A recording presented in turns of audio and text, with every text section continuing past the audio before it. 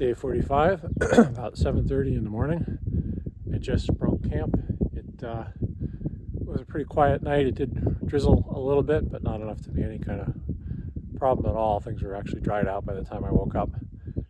And it's very quiet. I camped stealth off the ridgeline, which didn't seem to attract anyone else.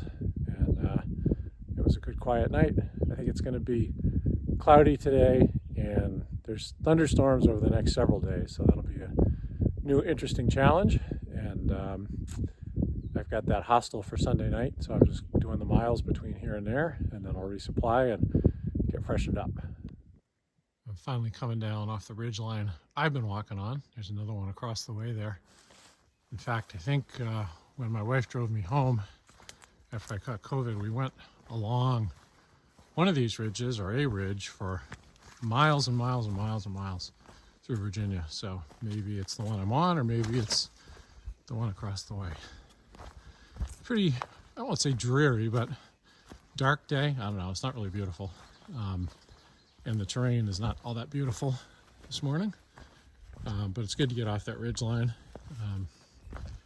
A lot of the ridges are really rocky because the dirt kind of washes away, I guess. That's my assumption. And you know, it's not the, I don't know, it's not the easiest or most pleasant. It's not hard, but it's just, you know, kind of walking on rocks and everything.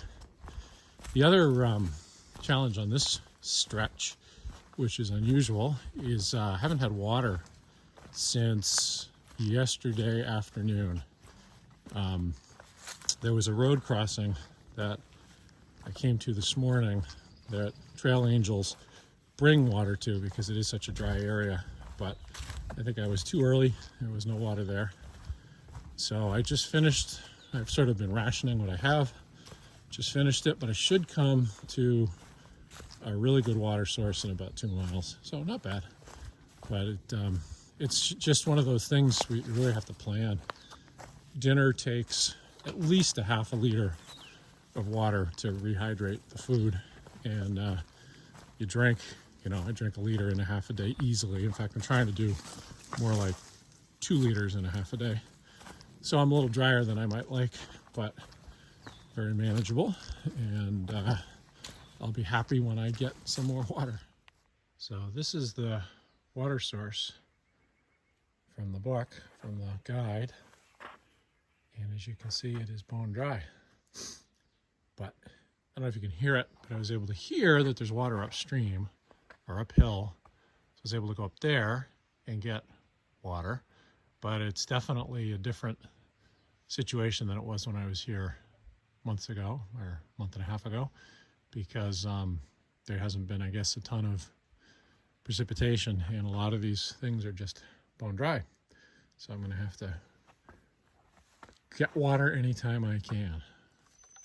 Something I've been meaning to mention is all these vines that are intertwining the trees. I mean, basically, not every part of the trail, but huge swaths of the trail, maybe half the trail, has been just surrounded by these. I don't know how much you can see them, but they just wind around the tree. I guess this is kudzu, which is invasive. In fact, there's a huge serpent-like bit of it. Let's see if I can get it around a tree that just went down. It's hard to pick it out here. Right over there. That's kudzu going up the tree and killing it. You can see it curves down around there. Anyway, kind of grim. This is a pretty good example.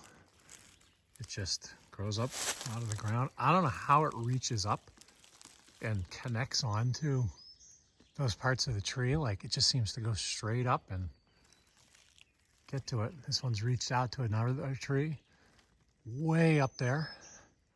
And you can see how this one's just set to sort of, I don't know if it strangles them, I guess it must not, but I know they're not good for the trees. I assume, I don't know if they take the nutrients or what it is, but as I understand it, it's not a good thing. Just came down the hillside, about to cross this bridge, and we'll look at this trail magic. There's sodas in there, all kinds of power bars and stuff. I don't know what all. Caffeine gum. Wow, there's all kinds of stuff here. How nice. So I'm going to indulge. It's actually turned into a decent afternoon. It's kind of hazy, but there's some sun poking through. With that trail magic, I had 2 of those yogurt granola bars and a soda, and that was at 11:30. And so I'm thinking I may be able to make it to a place called the Outpost, Brushy Mountain Outpost. They serve deli sandwiches there until 3:30, and so it was about 7 miles or so from where I had the trail magic, and I've been moving along pretty well. Trail's definitely easy today. This is one of the easiest stretches I remember. I don't know that I've ever had it quite as kind of flat. There's some up and down, but nothing like the big, 2,000, 3,000 foot climbs. So I'm going to try to make it to Brushy Mountain Outpost by 3:30. Day 45 is over. I'm tucked into my hammock. It's only like 6:30, but I did 21 miles and my body was telling me it was done. So I'm going to get a good night's sleep, hopefully, and give my body a little bit of time to recover. It does sound like there is some weather creeping up that I had not anticipated. So it is supposed to rain for real tonight. We'll see how that goes. And then off and on rain tomorrow, and then Sunday sounds like there's going to be some pretty serious thunderstorms. So Sunday I'm going to be at the hostel, but I got to get there. So my plan was to have about 10 miles to do on Sunday morning. I'm going to either try to get more done tomorrow, which may be hard if it's really raining, or get up really early Sunday morning and see if I can beat the weather in. Anyway, we'll see. It may change between now and then too, but that's the forecast, which I had not anticipated until I saw it today. Yeah, so hopefully that won't be too bad. I saw a group of bunnies jumping backwards in the woods today when I was hiking. It was a receding hairline.